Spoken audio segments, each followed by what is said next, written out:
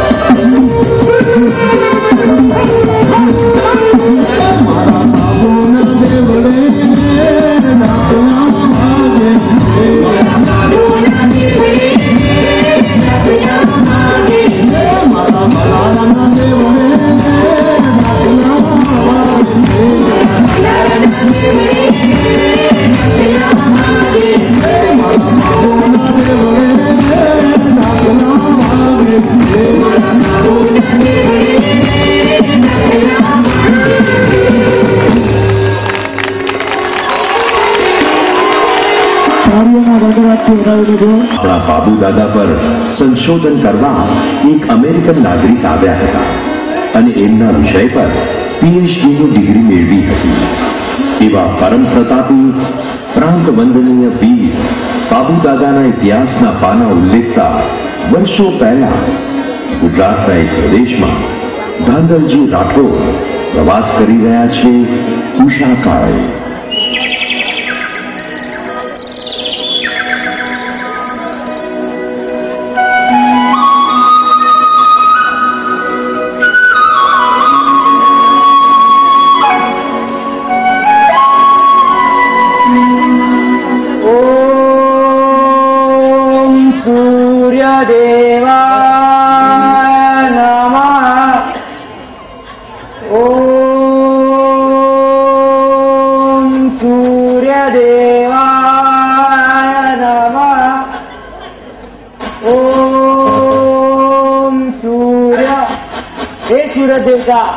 કોલમણના રાજી ધાંધલજી રાઠોડના પ્રણામ. આપની કૃપા સદાય કોલુમણ પર વરસતી રહે. કોલુમણની પ્રજાની સુખ શાંતિમાં બરકત આણજો દેવ. આ શું, તળાવની પેલી બાજુ આ રૂપસુંદરીઓ કેવું નેત્રદીપક ઝલકીડા કરી રહી છે. તળાવના લાલ જળમાં સ્વયં ઉષારાણી સહેલીઓ સાથે ઝલકીડા કરવા આવી છે કે શું? આ અપ્સરા કોણ છે? હું સ્વપ્ન તો નથી જોતો ને? ના ના, તળાવની પેલી બાજુએ મારા ઘોડા ઉભા છે, સામે નગર છે. આ અપ્સરા તરફ હું કેમ આકર્ષાઉં છું? અપ્સરા જેવી રૂપસુંદરી સબૂર. કોણ છે તમે રૂપસુંદરી? આ શું રાજપૂત? તે ઘણું અઘટિત કાર્ય કર્યું છે. મને દેવાંશી નારને પકડવી નહોતી. હે પદમની નાર, હું સૂર્યવંશી રાઠોડનો નબીરો છું. ધાંધલજી રાઠોડ મારું નામ છે. પર્સની સામે આંખ ઉઠાવીને જોવાનો મારો ધર્મ નથી, પરંતુ આપને જોઈને હું વિવશ બની ગયો છું. રાઠોડ એટલે દેશદ્રોહી જયચંદ રાઠોડના વંશજ કેમ ધાંધલજી? જયચંદ રાઠોડના દેશદ્રોહનું કલંક ધોવા અમે કનોજ છોડીને ક્યાંના ચાલી નીકળ્યા છે. પછી તો મારા દાદા રાજસ્થાનના પાલીમાં રાજ્ય સ્થાપ્યું અને મેં મારા બાબુ પરથી કોલુમડ અને ખારી ખાપરમાં રાજ્ય સ્થાપ્યું. મારા પરદાદી સિદ્ધરાજ જયસિંહના પુત્રી હતા. વર્ષો તે પહેલા સર્વિસ વિતાવ્યા, પરંતુ તેમના પિયર ગુજરાતના અમે ઘણા વખાણ સાંભળ્યા છે. તે જોવા અમે અહીં પાટણ આવ્યા છીએ. પરંતુ પાટણ પહોંચે તે પહેલા આપના સ્પર્શનો અઘટિત બનાવ બન્યો. હે અપ્સરા, આપ કોણ છો? હું દેવકન્યા મંજુષા. દેવકન્યા એટલી અપ્સરા? હે મંજુષા, મારી સાથે સંસાર માણશો? રાજન, હું આ ધરતી પર આશરો શોધવા આવી છું. તમે મારું પાણી ગ્રહણ કરશો તો હું આપનો સાથ જરૂર નિભાવીશ. પણ શું? પણ મારો ભેદ જાણવાનો પ્રયત્ન જાણતા અજાણતા કર્યો તો હું ચાલી જઈશ. હે અપ્સરા, હું પ્રતિજ્ઞા લઉં છું, આપની સાથે સંસાર માંડી જીવન સાગર પાર કરીશ, પરંતુ આપને અણગમતી એક પણ વાત નહીં કરું. હે દેવાંશી નાર, આપને કોઈ પણ પ્રકારની ફરિયાદ ન રહે તે માટે કોલમણ નગરની બહાર મારી રાણી કમલાદેવી અલગ એક રાજ્ય બનાવી, ત્યાં મહેલ બનાવી આપને ત્યાં રાખીશ. મન વચન કાયથી આપનું પાણી ગ્રહણ કરું છું. ધાંધલજી રાઠોડને છેક ગુજરાતના પાટણના પાદરે અપ્સરા મંજુષા ઘોષનું પાણી ગ્રહણ કરી રાજસ્થાનના કોળુગઢ નગર લાવ્યા.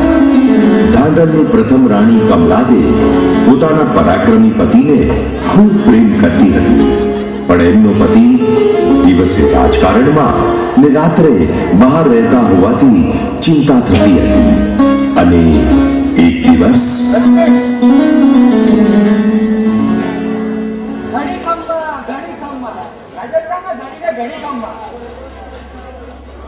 ગણીકમ્મા કોરુમુખના ભાગ્ય વિધાતાને ગણીકમ્મા સેવકો આપને સમાચાર આપવા આજ્ઞા માંગે છે.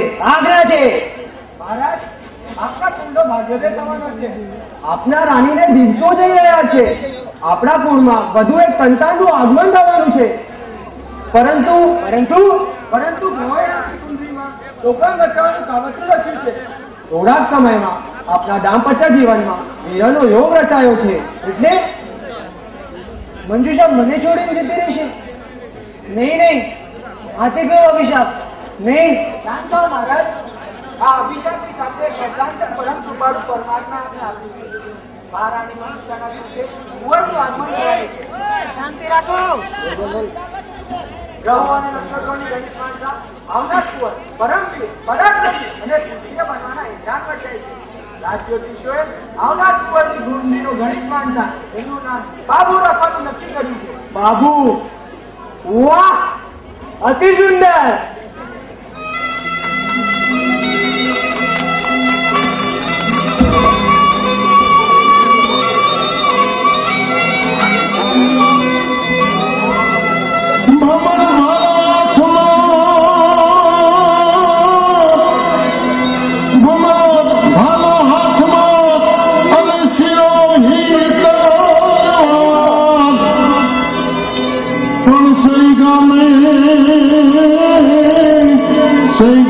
સિંદૂરી ખાંભેલું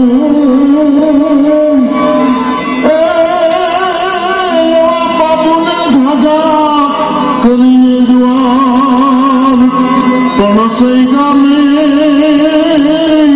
સિંદૂરી ખાંભેલું બાપુને ધાજા કરીએ જુવાર.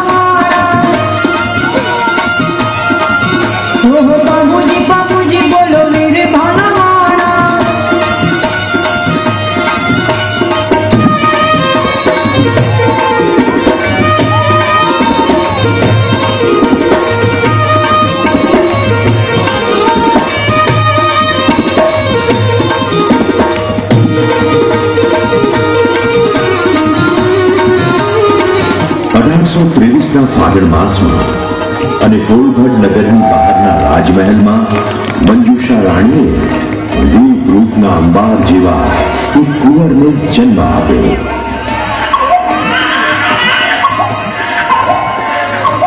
બહુ ઓછા લોકોને આ વાતની જાણ હતી. આ બાપુ ફોલગઢમાં રાજા ગાંધલ વિષાદ યોગમાં દુઃખી ભાવે તરફડતા હતા. વિધિને ભાગેના કેવા ખેલ માંડ્યા છે. આવા રૂપના ટુકડા જેવો જોતા જ આખો ડરે એવો રાજકુંવર બાબુ કોલુમણના રાજમહેલમાં નહીં, પરંતુ નગરની બહાર આવેલા રાજમહેલમાં ઉછરે એના ક્ષત્રિય સંસ્કારોનું શું? લડાઈના દાવપેચ અને રાજકારણ કઈ રીતે શીખશે? મારા પછી એનું કોણ? રાણી મંજુષા, રાણી કમલાદેવી સાથે આ રાજમહેલમાં રહેવાની કેમ ના પડે છે? પ્રણામ રાજન. પ્રણામ રાણી કમલાદેવી. રાજન, કયા વિચારથી ચિંતિત છો? કાંઈ નહીં, એ તો સમજશું. કમલાને પાસે આપ સત્ય કેમ છુપાવશો? છેલ્લા 3 વર્ષથી તો આપ રાજકારણમાં અને રાત્રે મહેલની બહાર ચાલ્યા જાઓ છો. આખરે શું રહસ્ય છે? તો આવો ચોપાટ રમતા રમતા પ્રેમ ક્રીડા કરીએ. ના, અત્યારે મારે જવું પડશે. ક્યાં? ન પૂછો તો સારું છે. સેવક, ઘોડા અને હથિયાર તૈયાર કરો. રાણી પ્રભાતના પહોરે પાછો ફરીશ. સેવક! આમ રાત્રે રસ્તે ચાલી જવાનું કારણ શું છે? મારે રહસ્ય જાણવું જ પડશે. આખરે કઈ વાતથી મૂંઝાય છે મારા પ્રાણનાથ? રાતોની રાતો ક્યાં જાય છે? ક્યાં બીજી સ્ત્રી સાથે સંસાર તો નહીં માંડ્યો હોય? માંડ્યો પણ હોય તો એમાં છુપાવવાનું શું? ક્ષત્રિયને એકથી વધુ પત્ની હોય એ તો સાવ સામાન્ય વાત છે. મારે રહસ્ય જાણવું જ પડશે. દાસી, ઘોડામાંથી પાણીદાર ઘોડી મંગાવો. મારે મહારાજની પાછળ પાછળ જવાનું છે.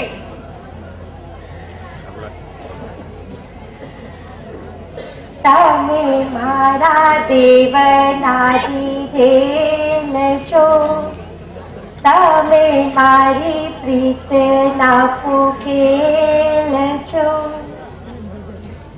અરે, મારી જમણી આંખ અશુભ સંકેત કેમ આપે છે?